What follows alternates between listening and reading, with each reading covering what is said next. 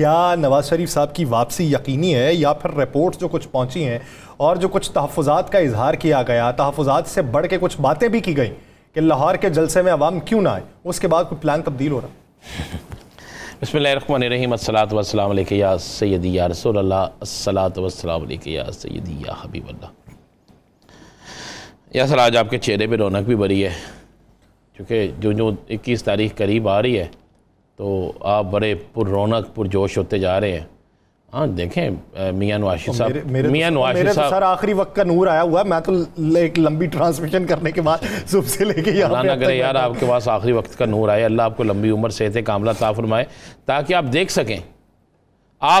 सकें और ये कौम देख सके कि जो मरियम साहबा कह रही हैं, जो शहबाज शरीफ साहब कह रहे हैं, जो दीगर लोग कह रहे हैं कि मियाँ साहब के आने से खुशहाली हो जाएगी। मैं देखना चाहता हूँ क्या 50 रुपये किलो आटा हो जाएगा, क्या 212 रुपये किलो घी हो जाएगा, क्या आम आदमी जो है उसको दोबारा से रोटी 3 वक्त की मिलेगी, क्या गोश्त जो है वो 800 या 900 रुपये पे आ जाएगा, क्या दूध जो है वो 100 रुपये किलो मिल जाएगा? गोश्त आ जाएगा सर, इंसानी गोश्त ही आएगा, मुर्गी का गोश्त आ जाएगा। मुर्गी का गोश्त आ सकता है। आपको पता है जी, कारोबार है ना। मेरा कारोबार नहीं, उनका है जिन्होंने आना है। वो बाबूजी ने वैसे आपका शुक्रिया अदा किया। हाँ जी, बाबूजी, नहीं मैं मजाक नहीं कर रहा, वाकई भी शुक्रिया अदा किया। उन्होंने लंदन में सहाफ़ियों से गुफ्तगू करते हुए कहा कि मेरे हक में और मेरे खिलाफ बोलने वाले, लिखने वाले तमाम सहाफ़ियों के शुक्रगुजार हूँ।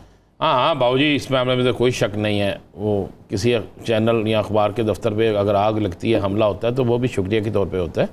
तो वो बहुत सी बातें हैं, अगर हम करना शुरू कर दें। बात यह है कि बाबूजी को आने दें यार। मैं तो कहता हूँ अब ये कट्टा भी निकलने दें, यासर साहब, निकलने दें। लोगों की ख्वाहिशात जितनी हैं ये भी पूरी होने दें, सब कुछ होने दें। अब लोग जो चाहते हैं वो भी सामने आने दें। अब पता चले ना बाबूजी के आने से कौन सी तिलस्माती ऐसी तब्दीली आ जाएगी, कौन सी ऐसी चीज़ हो जाएगी। मैं चाहता हूँ, क्योंकि मैंने आज एक मुस्लिम लीग के शख्स से कहा, मैं कि यार क्या होगा? उसने कहा जनाब बड़ा ही कुछ हो जाएगा। मैं कहा मुझे बता ना यार क्या होगा, ताकि मैं भी उस उम्मीद को, आस को बांध के रखूँ। मैंने कहा आटा सस्ता हो जाएगा। उसने कहा लो पुरानी कीमत पे। मैं कहा घी? उसने कहा पुरानी कीमत पे। मैं कहा दूध? उसने कहा पुरानी कीमत पे। मैंने कहा बाकी चीज़ें? उसने कहा पुरानी कीमत पे। मैं कहा जनाब फिर सबसे आगे होके मैं नारा लगाऊंगा, बुलाओ तो सही। पुरानी कीमत भी पूछ लेनी थी कौन सी है, 3 दिन भाई। वो कहते हैं जो उनके दौरे हुकूमत की कीमत थी, कुछ नहीं होना, सिर्फ एक ड्रामा है। सिर्फ आप एक रिपोर्ट देखें ना, उस रिपोर्ट को उठा के देखें, उस रिपोर्ट में क्या लिखा है? उस रिपोर्ट में लिखा है जनाब कि अब भी, आप एक लफ्ज पढ़े ना, अब भी उनका दिल कमजोर है, आर्जे में है। अब भी उन्हें लंदन और पाकिस्तान के डॉक्टर से किसी वक्त भी ट्रीटमेंट कराने की जरूरत पेश आ सकती है। अल्लाह उन्हें सेहत कामला दे। मैं कह रहा हूं कि तमाम सियासतदानों को लंबी उम्र दे और तमाम सियासतदानों को इस पाकिस्तान की आम आवाम की तरह गुजारा उनको हो, आम आवाम की तरह उन्हें भी जलील होना पड़े कि किस तरह लोग लाइनों में लग रहे हैं, किस तरह लोगों को रोटी नहीं मिल रही, किस तरह लोग गुर्बत में मार रहे हैं, किस तरह लोगों का जीना हराम हो चुका है। मुझे एक बात है, आज डॉलर हमारा मजबूत हो,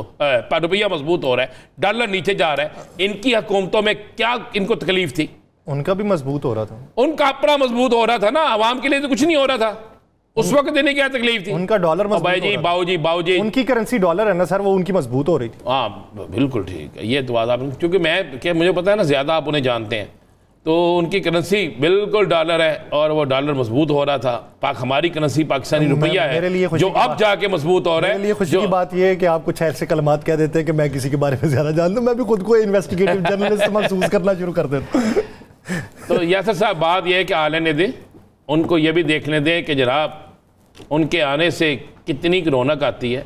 अब एक एक गली मोहल्ले चौक चौराहे में जाके लोगों के तल्ले मिन्नतें गा रहे हैं। ये शहर इनका किला था, जिस शहर के अंदर शहबाज शरीफ साहब को रोक लिया गया। मैं खिलाफ हूँ उन अल्फाज के जो अदा किए गए, नहीं करने चाहिए थे।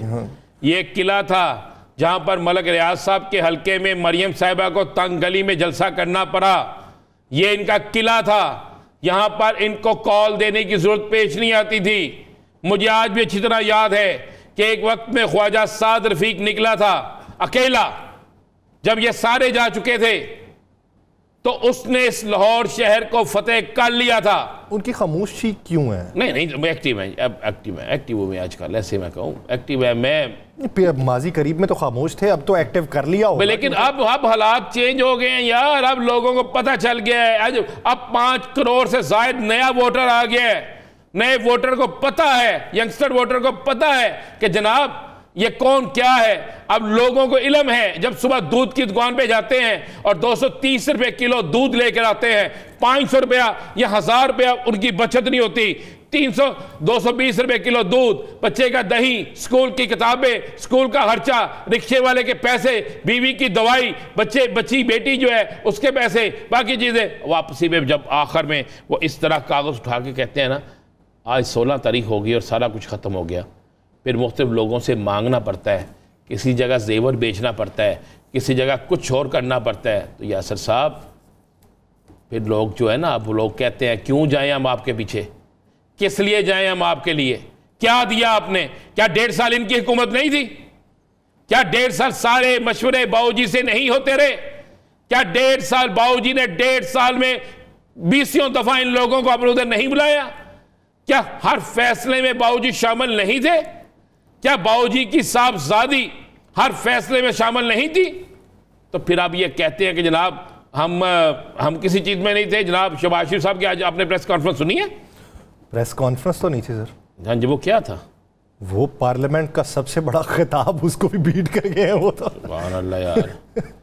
2.25 घंटे से ज्यादा की प्रेस कॉन्फ्रेंस थी यार। सारे अपने बंदे, उन्होंने इतने अच्छे बंदे बुलाए हुए थे, जो सवाल उनसे पूछा जाता था, जिसका जवाब नहीं देना होता था उसको नहीं देते थे, और जिसका देना होता था, जो मर्ज़ी का सवाल होता था उसका जवाब दे देते थे।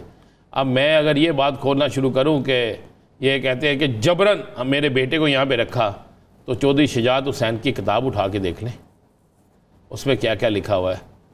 और मैं अगर ये किस्सा खोलूँ तो अब तो बात ही किसी और तरफ चले जाती है। बात यह है कि यासर साहब, अब मैं पहले कहता था बाऊजी नहीं आ रहे, यहाँ आ रहे हैं, जो भी है, बाऊजी को अब आ जाना चाहिए, ताकि एक जो मुस्लिम लीग के जहन में एक बात है ना कि बाऊजी के आने से पाकिस्तान के हालात तो ठीक नहीं होंगे, लेकिन मुस्लिम लीग शायद नून के अपने हालात ठीक हो जाए।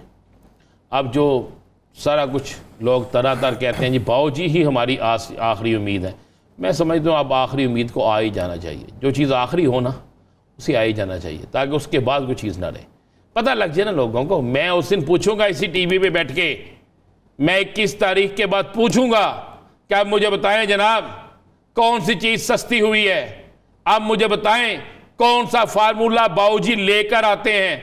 अल्लाह पाक की कसम, मैं कसम खा के कहता हूं, बाऊजी मुझे दालों के रेट बता दें, बाऊजी मुझे यहां पर कीमतों के रेट बता दें, बावजूद मुझे मेडिसिन की कीमतों के रेट बता दे, छोड़ दे मेडिसिन, दाल, चीनी, घी, ये चीज़ें जो दालें होते हैं ये तो आम घर में जाती है ना, बावजूद मुझे यही बता देना कि इसका रेट क्या है। तो फिर मैं फिर भी उनको लीडर मान लूँ, फिर भी मैं उनका कायल हो जाऊँ। तो बाऊजी तो बाऊजी हो, बिलावल भुट्टो सरदारी साहब हो, मैं कह रहा हूँ कोई भी सियासी जमात का लीडर हो, जब आपको पता ही नहीं है, जब आपके इल्म ही नहीं है, आप वहां पे बैठ के दावा कर रहे हैं, वो करिश्मा, वो जादू की छड़ी, वो तिलस्माती जो आपके पास चीज थी, अपने छोटे भाई जनाब मियां शहबाज शरीफ साहब को देनी थी ना, कि जनाब इस 1.5 साल में ऐसी ग्राउंड बना दो कि ताकि मैं आऊं तो लोग नारे लगाएं, हमें लोगों को होंडा 125 ना देना पड़े, हमें लोगों को बिरयानियां ना देनी पड़े।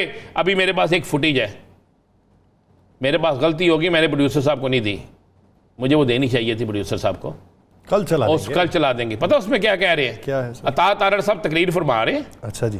वो उसी तकरीर के दौरान लोग उठ के जाना शुरू हो गए हैं, तो भागकर एक शख्स माइक पकड़ा, मेजबान पता क्या कह रहा है, भाई आप बैठे, कोई अपने नशिस्तों से ना उठे, वाफर मिकदार में खाने का अरेंज किया हुआ है। और क्या सियासी जमातें कारकुनों को बेर बकरियां समझते हैं? आप उन्हें इतना बिठा नहीं रहे, आपकी मोहब्बत में कोई आ नहीं रहा, कभी 125, कभी बिरयानी, कभी खाने का वाफरी इंतजाम, कभी जनाब पैसों का लालच, कभी कोई चीज। यार सर ये क्या है यार, आपकी पार्टी, खुदा का वास्ता है इस मुल्क के लिए इकट्ठे हो जाए, इस मुल्क का सोचें यार, इस मुल्क की बेहतरी के लिए बात करें, इस छोड़ दें इख्तिलाफात। हर चीज आज उन्होंने जितना मुझे पार्टी से मंसूब कर दिया, टिकट तो बनता है ना मेरे को। चलें आप भी ले लें, जहाँ पे 20-25 जर्नलिस्ट लाइनों में लगे हुए हैं, बैठे हुए हैं और तारीफ़ों के पुल बांध के, कई तो लंदन में भी जाके भी लाए हैं।